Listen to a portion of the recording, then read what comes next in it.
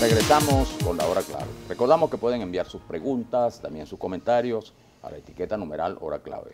Y le damos la bienvenida a nuestro invitado, Enrique Alí González, profesor universitario, ampliamente conocido además, y coordina el Centro de Investigaciones Socioculturales de Venezuela, así que es un invitado el CISCUVE, escogido especialmente para hablar de este tema. No, y siendo antropólogo, Enrique Alí, tú tienes que tener una cantidad de explicaciones de lo que pasa. Fíjate cómo coexisten en Semana Santa toda esta serie de creencias, leyendas y tal, mezcladas un poco también con la carga religiosa, ¿no? Porque cuando hablamos de espantos y de cosas, que la gente tiene que usar palmas benditas y eso, siempre hay ahí como una especie de, no es la palabra exacta sincretismo, pero es una cosa parecida, ¿no? Es que hay una imbricación por lo siguiente, porque tanto lo que pudieran ser las visiones del más allá, sean con espanto, brujería, etcétera, con distintas formas de manifestarse, y también las religiones institucionales participan de un mismo campo, es decir, de una misma sustancia, que es la relación con el más allá. Entonces lo que hay es un cambio de gradiente. Por ejemplo, la religión se formaliza y entonces se organiza de una determinada manera, pero no olvida también que tiene otra forma de relacionarse con lo divino, que serían las prácticas mágicas. Entonces, incluso dentro de la propia religión, como la religión acepta la existencia de lo visible y de lo invisible, entonces no hay contradicción con, por ejemplo, con las leyendas de los aparecidos y lo que pueden plantear la religión, sino que en el mismo ámbito puede plantearse con logicidad lo que se está haciendo. Incluso en algunos de los casos, por ejemplo, que ustedes reseñaban ahorita con lo de los espantos, también se pueden usar los espantos, independientemente que desde el punto de vista fenomenológico tengan existencia o no, también puede verse como una manera de catequizar en el sentido de educar a las personas para que, por ejemplo, si en Semana Santa es la Semana Mayor para dedicarla a toda la pasión de Cristo, quienes se quieran desviar de ese camino tienen un tipo de sanción espiritual, que en este caso es una sanción que puede matar a más de uno del susto, porque es la aparición de un fantasma, de la Llorona, del Silbón, etc. Claro, ahora con todos los cambios pues, sociales que han ocurrido en el país, lógicamente, se han operado en la sociedad venezolana, todavía ¿cuál es la vigencia de esas leyendas, de esos mitos? Por supuesto se mantienen, porque muchos están asociados a regiones en específico, ¿no? Pero ¿cuál ves tú que son las... La vigencia es total y absoluta, y no solamente en Venezuela, sino en Estados Unidos o en cualquier país, porque eso es algo antropológico. Recordemos que en Estados Unidos, una de las potencias más importantes del mundo, los edificios no tienen el número 13, el piso, sino pasan del 12 al 14. Supersticiones. Por supuesto, las supersticiones son parte de cómo el ser humano se enfrenta a lo desconocido. Se enfrenta a lo que luce incluso peligroso, luce sugerente, pero no se puede dominar. Entonces, ese tipo de creencias sobre lo invisible está presente en cualquier sociedad. Incluso, por ejemplo, si nosotros trajéramos a colación el caso de Rusia.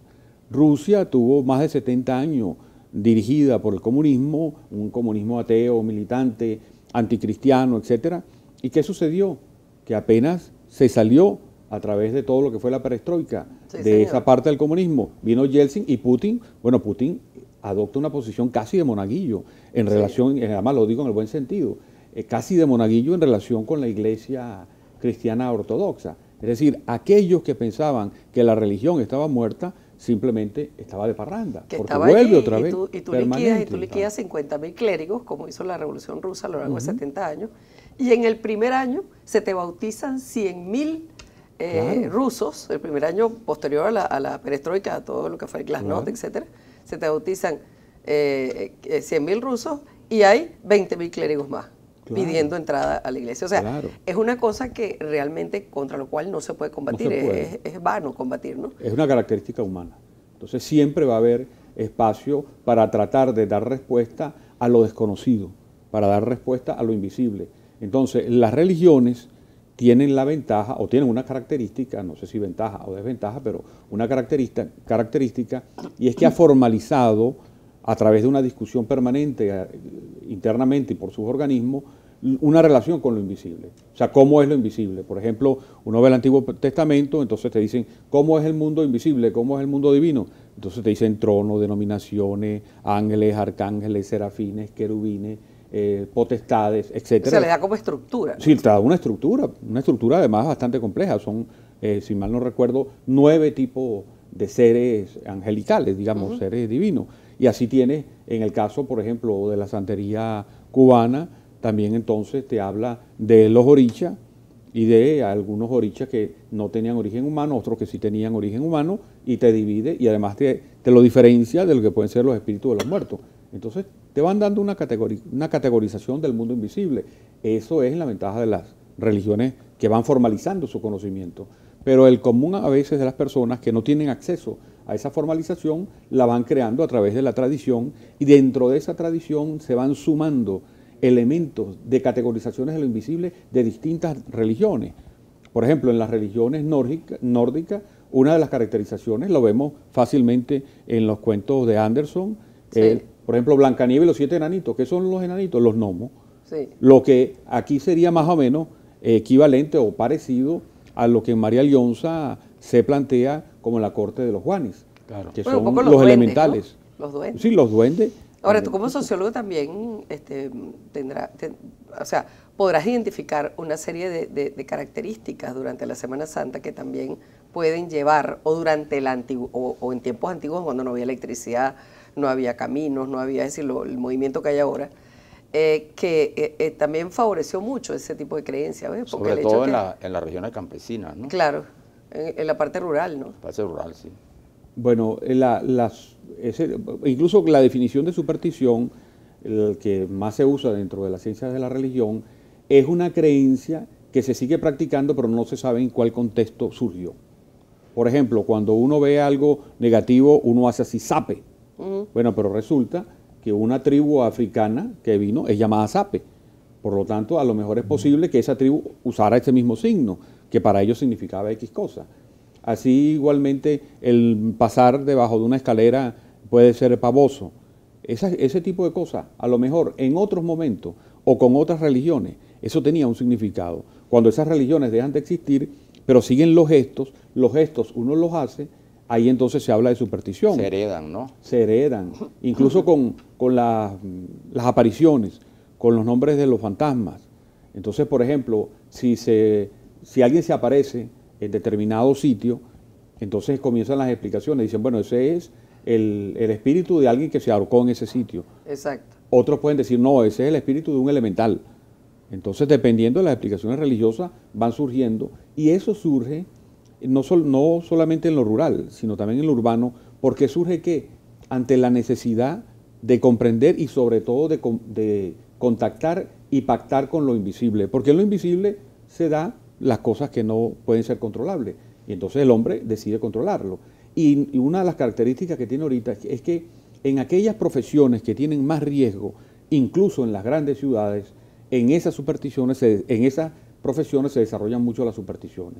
Por ejemplo, entre los policías, entre los militares, entre los bomberos y en parte entre los médicos, van teniendo una caracterización de ciertos hechos. Por ejemplo, dicen, si una persona llega al hospital y le faltan un zapato, dice, esa persona se muere.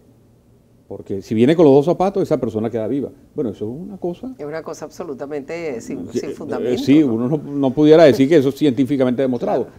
Pero hay una cantidad de supersticiones, y en el caso de las personas que además tienen riesgo físico, violento, como pueden ser los bomberos y los policías, hay muchas anécdotas, claro, muchas maneras, como llamarían ellos, de protegerse ante eso. Y por eso usan también, ¿no? Claro. Ciertos símbolos, ciertas claro, cosas. Lo que tú hablabas, ¿no? de la especie del escapulario, claro, que a veces ahí hay varios tipos de cosas, porque hay el escapulario católico, que es fundamentalmente el que se utiliza con la Virgen del Carmen, que es además un pacto para que el día de la muerte venga la Virgen del Carmen. Pero hay otro que son amuletos que vienen del Medio Oriente, incluso, por ejemplo, algunos de los productores más importantes de hace siglos de ese tipo de amuletos eran los propios judíos, o siguen siendo los propios judíos. Es decir, cómo tú envuelves dentro de una cosa que vas a tener muy cerca de tu cuerpo un conjunto de elementos que supuestamente, de acuerdo a tus creencias, te van a dar protección. Y eso lo encontramos en diversas religiones. Entonces, por ejemplo, si uno ve una persona que tiene algo así, incluso en otras religiones de origen afroamericano, lo llaman bojote, que tienen un bojote. Que es una palabra muy común en Venezuela. Muy común. Que significa otra cosa, ¿no? Muchas cosas metidas en un solo. Por eso, pero significa lo mismo, lo que pasa que claro, a una escala menor. En algunos casos, en otros casos, los tienen en su casa a una escala mayor. Y, por ejemplo, en el caso de la palería, tendría otro nombre, sería la ganga, por ejemplo.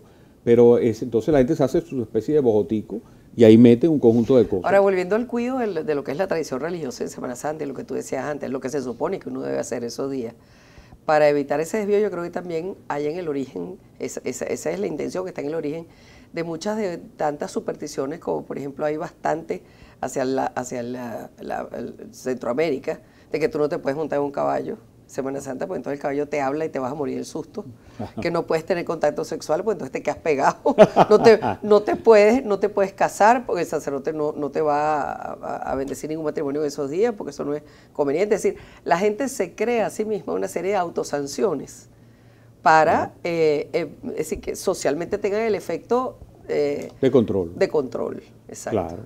Claro, eso es muy, muy evidente.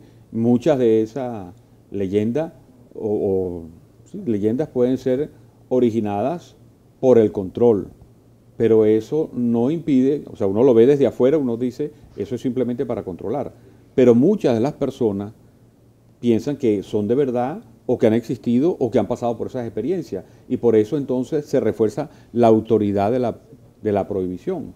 Entonces, por eso es que el hecho religioso, sea formal o informal, hay que verlo desde los distintos puntos de vista, porque a lo mejor desde el punto de vista estrictamente religioso, uno diría, bueno, eso es una forma de control, pero desde el punto de vista del creyente, él dice que eso existe y que de verdad se ha manifestado. Y entonces ambas verdades o ambas visiones coexisten y cada quien le da una utilidad, pero se reproducen con el tiempo, porque en definitiva el hombre, independientemente de la sociedad donde esté, no elimina la incertidumbre. Eso es verdad. No puede aumentar el control de lo invisible. Y el hombre ya sabe que lo invisible existe, porque por lo menos desde el punto de vista arqueológico está demostrado hace 90.000 años, cuando el hombre empezó a preocuparse por qué hacer con los muertos, por ejemplo, lo metía en vasijas y luego los va a enterrar, etcétera. Ahí ya en ese momento es una forma de datar de que lo invisible existe. Ahora, sin duda, en la medida que llegan los tiempos modernos y en la medida en que la gente se va culturizando, se va informando más, sin duda que le da paso a una vivencia mucho más madura en la religión, ¿no? Menos mágica, ¿no? Hasta que se va la luz. Hasta que Es decir, sí. Claro, eso era como cuando se ponía la casa. Cuando hay truenos y cosas así. Empieza la cosa a cambiar. Claro. Bueno, ya se nos acabó el tiempo, pero muchas gracias, Enrique Ali, por toda esta explicación que ha estado de verdad hoy bien interesante y bien ilustrativa. No, gracias a ustedes por invitarme. Gracias. Vamos a la pausa y regresamos.